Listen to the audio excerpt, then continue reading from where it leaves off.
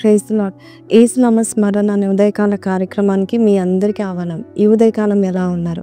పరిశుద్ధమైన దేవుని యొక్క వాగ్దానం వినడానికి మీరు వేగిరి పడుతున్నారని నమ్ముచున్నాను.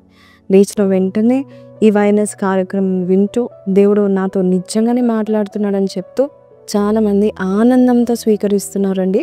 మరి అలాంటి వారికి నా హృదయపూర్వక వందనాలు. ఈరోజు వాగ్దానం విందాం. యోహాను సువార్త 14:27 శాంతి మీకు అనుగ్రహించి వెళ్ళుచున్నాను, నా శాంతిని మీకు అనుగ్రహించుచున్నాను. లోకం ఇచ్చినట్లు నేను మీకు అనుగ్రహించట్లేదు. మీ హృదయమును కలవరపడనీయకుడి, వెరవనీయకుడి.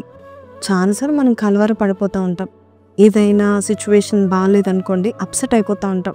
నా జీవితంలో కూడా త్వరగా అప్సెట్ అయిపోతాను, త్వరగా ఆనందం కూడా పొందుకుంటాను. కానీ కొన్నిసార్లు అప్సెట్ అయిన తర్వాత నేను ఏ డెసిషన్స్ తీసుకున్నా కూడా అది ఎలాగుంటుందంటే అది మిస్టేక్గా మారిపోతుంది. మనం అప్సెట్గా ఉన్నప్పుడు, కలవరముతో డెసిషన్స్ తీసుకున్నప్పుడు, హృదయము భయముతో మనము కలిగి మనం తీసుకున్న నిర్ణయాలు మన జీవితంలో ఎలాగుంటాయంటే ఏదో ఒక మిస్టేక్, ఏదో ఒక బ్లండర్ అవుతూ ఉంటుంది. సో కలవరము వద్దు అంటున్నాడు యేసు ప్రభు. నేను శాంతినిస్తూ ఉంటాను అంటున్నాడు. చాలామందికి నెమ్మది లేకుండా ఉంటా ఉంటున్నారు. ఇంట్లో నెమ్మది లేదు, ఆఫీస్లో నెమ్మది లేదు, బయట నెమ్మది లేదు. ఎవరితో మాట్లాడాలన్నా ఎవరు సరిగా మాట్లాడరు, ఎవరు నెమ్మదితో ఉండరు అని మనము అప్సెట్ అయిపోతూ ఉంటాం కదా. కానీ ప్రభు అంటున్నాడు, నువ్వు ప్రతిసారి అప్సెట్ అవుతున్న కొలది నీ బ్లెస్సింగ్స్ని నువ్వు మిస్ చేసుకుంటూ ఉంటావు. యోసేపు కూడా మరి అన్నలందరూ ఆయనని పడేసినప్పుడు, లేక పోతిఫర్ ఆయనని అనుమానించినప్పుడు, లేక జైలర్లో మరి అక్కడ జైల్లో కూర్చున్నప్పుడు అందరూ ఆయనను మర్చిపోయినప్పుడు ఆయన అప్సెట్ అయినట్లు లేదు.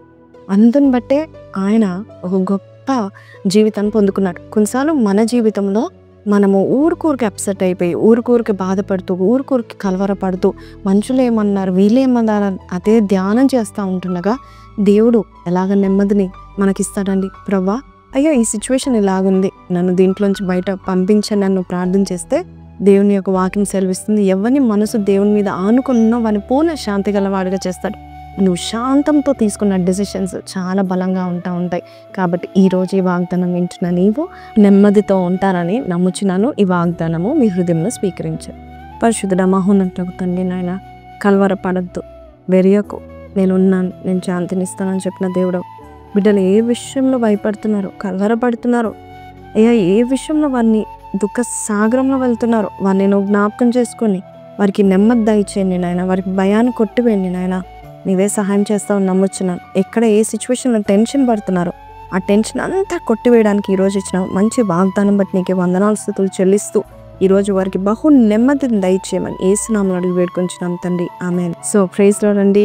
టెన్షన్ తీసుకోకండి. God is with you, prince of peace is with you. కింద కమెంట్లో ఈ వాగ్దానం మీతో మాట్లాడితే కనుక కింద కమెంట్లో I am tension free, God is giving me peace అని పెట్టండి. May God bless you. Have a blessed day.